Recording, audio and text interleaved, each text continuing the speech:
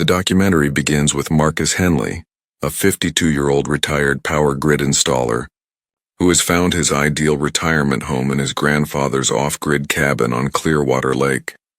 This 2-acre property, purchased in 1963 for $800, is a rustic and peaceful sanctuary that predates the HOA by 40 years. The peace is shattered by the arrival of Delilah Cromwell, the new HOA president who drives a pearl-white Escalade with vanity plates reading Rule 1.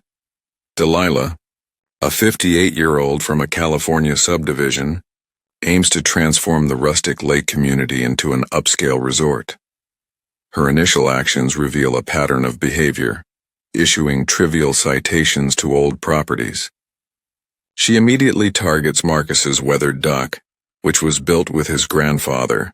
Despite Marcus's calm explanation that his property predates the HOA and its rules, Delilah dismisses him, referencing the Hendersons, an elderly couple who recently sold their cabin after living there for 23 years. This incident marks the beginning of a relentless campaign of harassment, with Delilah circling his cabin, taking photos of his solar panels, and leaving 3 more citations with escalating fines.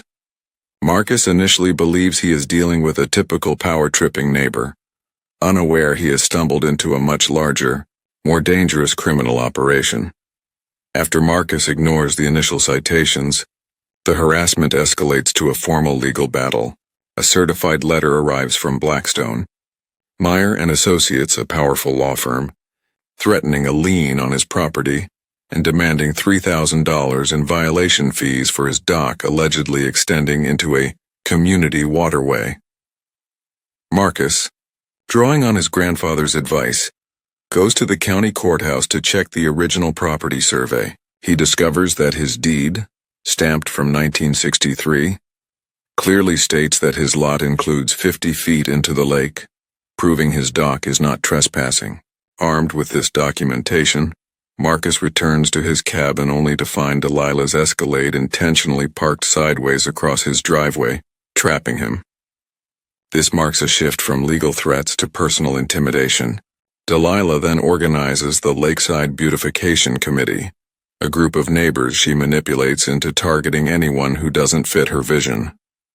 Her passive-aggressive social media posts and the subsequent backlash from neighbors who avoid him reveal her influence. 2 neighbors, Tom and Susan Martinez, privately apologize to Marcus, admitting Delilah threatened them with citations if they didn't comply. This period culminates in Delilah vandalizing his mailbox with orange spray paint at 2:30 a.m., but a hidden security camera captures her license plate. Marcus calls the sheriff only to discover Delilah's nephew, Deputy Chad Cromwell, is the responding officer, who dismisses the vandalism as just kids. This reveals her political connections and the scale of the power he is up against. Delilah escalates her campaign by weaponizing county bureaucracy against Marcus. A series of unfounded official inspections begins, starting with a building inspector named Dale Morrison. Dale, a former colleague of Marcus, is awkward but thorough, and ultimately finds his cabin to be up to code and exceeding safety standards. Next, an environmental officer, Janet Bennett, investigates his septic system, and a fire marshal, Bob Rodriguez, examines his solar panels for hazardous electrical violations. All inspections clear Marcus's property, but the stream of false reports creates an official paper trail that makes him appear to be a problem homeowner. Simultaneously, Delilah launches a media campaign, positioning herself as a concerned citizen, fighting to protect the lake in an interview with a Channel 7 Community Spotlight segment. The news story features carefully angled photos that make Marcus's cabin look like a backwoods shack. This media blitz prompts his former union co-worker Jake Martinez to organize a show of support.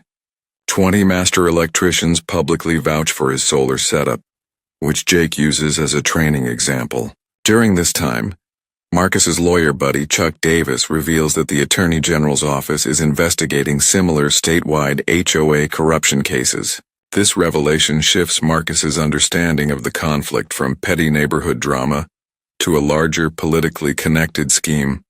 to manipulate property values. His research into Delilah's background confirms her husband, Robert Cromwell, is the Democratic Party treasurer, solidifying the political dimension of her campaign. Delilah's harassment escalates to full-scale character assassination. She files a restraining order against Marcus based on a complete fabrication, claiming he is an unstable individual making threats.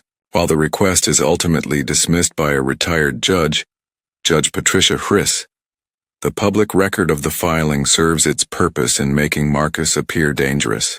The psychological toll of the constant stress causes him to question whether his peaceful retirement is worth the fight. However, the community begins to rally around him. Retired Judge William Bill Carter, who knew Marcus's grandfather, provides legal advice warning him that the harassment points to a larger criminal activity driven by greed. The local VFW Post, of which Marcus is a member, issues a public statement calling Delilah's accusations baseless. The Historical Society and a local environmental group also lend their support, highlighting the cultural significance of his cabin and the effectiveness of his off-grid living model. Delilah retaliates by using her connections to subject Marcus's supporters to bureaucratic harassment. His former co-worker Jake's electrical license is suddenly under review, and retired Judge Carter faces a formal complaint with the State Bar Association. The harassment intensifies with Delilah's nephew, Deputy Chad Cromwell, making frequent patrols past his cabin. Marcus recognizes that Delilah is intentionally demonstrating to the entire community what happens when someone doesn't bend the knee, a pattern of intimidation that she likely used on the Hendersons and other families. The breakthrough in the case comes from Marcus's painstaking work in the county clerk's office. While organizing paperwork for a meeting with the Attorney General, he notices a tiny footer on a citation, fines payable to Lakeside Estates' Community Improvement Fund. He requests the HOA's financial records and, with the help of the clerk, Betty, uncovers a pattern of organized fraud. He discovers that the HOA collected $280,000 in emergency assessments for uncompleted lake dock repairs. He also finds that $150,000 went to Cromwell Grounds and Maintenance, a company owned by Delilah's brother-in-law that was incorporated just 3 weeks after she became president. Additionally, the HOA filed $95,000 in fraudulent insurance claims for non-existent storm damage. Marcus cross-references the claims with official weather reports finding no matching storms. The final piece of the puzzle is a $5,000 monthly payment to Clearwater Property Solutions, a shell company with a P.O. box in Delilah's postal district. Everything clicks into place. Delilah is not just a power-tripping neighbor but the head of a criminal enterprise. Her harassment campaign was a deliberate tactic to drive down property values, enabling a development scheme, while simultaneously funneling funds from the HOA into her family's businesses. This section details the expansion of the investigation from a local HOA case to a statewide criminal conspiracy. Marcus, now armed with indisputable financial evidence, transforms his cabin into a police investigation unit. He holds a meeting with 2 prosecutors from the Attorney General's office, Sarah Mitchell and David Bennett, who immediately recognize the pattern of fraud. David reveals that the Attorney General's office has been investigating similar schemes in 4 other counties. They then inform Marcus that his documentation is the missing link that could tie together multiple ongoing investigations, and that the FBI white-collar crime unit has been brought in. Marcus's lawyer buddy, Chuck, had also been working behind the scenes and had found 17 other lakefront families who had experienced similar harassment. In a meeting at the VFW Hall, these families share their stories, including the Thompsons, who paid $8,000 in bogus fines, and the Garcias, who were hit with $12,000 in assessments for non-existent improvements. A retired accountant, Frank Weber, who volunteers to help, discovers that the HOA hasn't filed proper tax returns in over 2 years, a fact that could trigger federal tax evasion charges. The team now has financial evidence, witness testimony, and a documented pattern of fraud. However, The FBI wants to catch Delilah actively committing a crime to build an airtight case. With a solid foundation of evidence, the team devises a plan to catch Delilah in the act. Chuck Marcus's lawyer suggests a controlled confrontation. The Attorney General will announce new HOA reform legislation at Marcus's cabin. This location is chosen for its symbolic perfection, as it's the exact site where Marcus's rights were violated. The prosecutors and FBI agent Rebecca Torres agree that Delilah's predictable need for control will compel her to disrupt the event. Agent Torres explains that they want to create a situation where Delilah's criminal behavior is captured in real time. The team spends a week setting up the trap. They strategically place professional recording equipment and hidden cameras throughout Marcus's cabin. Undercover officers are positioned around the lake, and multiple law enforcement agencies are coordinated for a rapid response. The community coalition has grown, and local media is alerted to a potential breaking news story. Social media campaigns are prepared to counter any false narratives Delilah might try to spin. The plan is to allow Delilah to believe she is winning, as she walks straight into a meticulously planned legal ambush. The stage is set, the trap is baited, and all they have to do is wait for Delilah to literally kick down the door. In the days leading up to the final confrontation, Delilah's behavior becomes even more unhinged as she senses the walls closing in. Her campaign escalates from calculated harassment to full-blown sabotage. She starts by tampering with Marcus's solar panels, but a hidden camera catches her with a screwdriver and wire cutters.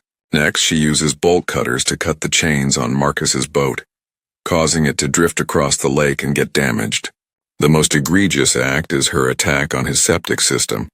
She pours industrial-grade drain cleaner into it, killing all the beneficial bacteria. The repair bill is $3,200, and the chemical analysis provides forensic evidence of deliberate, calculated destruction. While Marcus is dealing with these costly problems, Delilah doubles down on her social media blitz, using obvious bots to post identical complaints about him. She also intensifies the intimidation of his supporters. Jake's electrical license is put under review, and the VFW post faces a surprise fire safety inspection. Marcus recognizes that Delilah is attacking his allies to send a clear message: help him and you'll be the next target. Despite the intense psychological pressure, he understands that her increasing desperation is also creating more evidence, and that she is walking straight into the trap the authorities have set.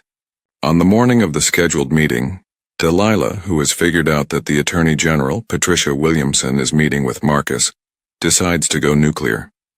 She believes this is an opportunity to expose a political conspiracy and paints herself as a brave whistleblower.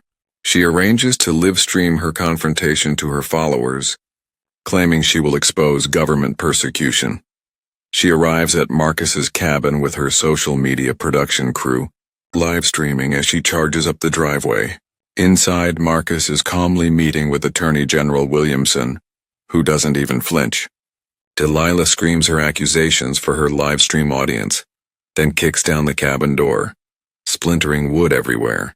This act of criminal trespass, breaking and entering, and assault is captured on her own phone and the hidden cameras in the cabin.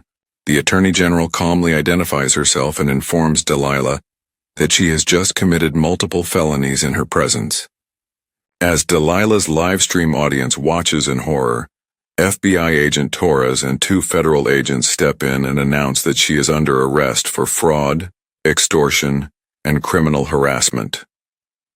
The sound of handcuffs clicking shuts the criminal's career with a televised humiliation, leaving no doubt of her guilt.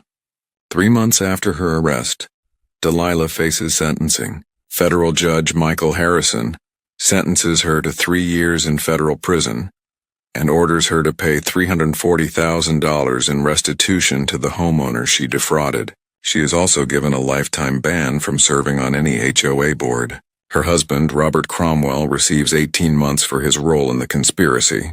The HOA is dissolved and replaced with a non-mandatory volunteer-based association. Delilah's personal life and career are destroyed.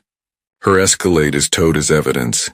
Her husband resigns in disgrace and her network of influence collapses. 3 other counties use the evidence uncovered in Marcus's case to prosecute similar fraud rings.